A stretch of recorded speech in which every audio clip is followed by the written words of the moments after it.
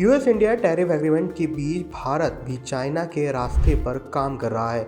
दरअसल ओमान से trade agreement होने के बाद अब ईयू यानी यूरोपियन यूनियन से भी इंडिया की बातचीत अंतिम दौर में है। ईयू भारत के लिए दूसरा सबसे बड़ा अप्रैल एक्सपोर्ट डेस्टिनेशन है, जो कुल एक्सपोर्ट का करीब 27% और सालाना $7.5 बिलियन के एक्सपोर्ट को हरी झंडी देता है। अभी तक जो ट्रेड रेगुलेशन है उसके मुताबिक इंडियन एक्सपोर्ट पर यूरोपियन यूनियन में 8 से लेकर 12% तक इम्पोर्ट चार्ज किया जाता है। इसी वजह से इंडियन प्रोडक्ट यूरोप में दूसरे देशों की तुलना में महंगे पड़ते हैं। वहीं बांग्लादेश, वियतनाम और तुर्किया से आने वाले कई एक्सपोर्ट को ईयू में विशेष ट्रीटमेंट मिलता है, क्योंकि इन देशों के साथ ईयू का स्पेशल ट्रेड एग्रीमेंट है।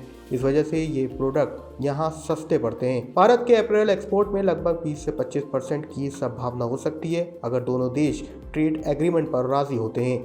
ये सारी जद्दोजहद इसलिए भी अहम है क्योंकि इंडिया का टेक्सटाइल एक्सपोर्ट बहुत हद तक यूएस डिपेंडेंट था, लेकिन अप्रैल और अगस्त में लगे टैरिफ की वजह से और करीब 50% की टैरिफ लगने की वजह से इंडियन एक्सपोर्टर को दूसरे देशों का रुख करना पड़ा है। इसीलिए इंडिया ने 20 रीजनल और फ्री ट्रेड एग्रीमेंट किए हैं। पिछले कुछ दौर में इस पर लगातार काम किया जा रहा है, जिससे एक्सपोर्ट डाइवर्सिफाई हो सके और ट्रेड रेगुलेशन या फिर जियोपॉलिटिकल टेंशंस का असर एक्सपोर्ट पर नहीं पड़े। कुछ इसी तरह चाइना ने भी अपनी स्ट्रेटजी बनाई है। पिछले दिनों यूएस और ईयू के सैंक्शंस के बावजूद चाइना का ट्रेड सरप्लस $1 ट्रिलियन रहा।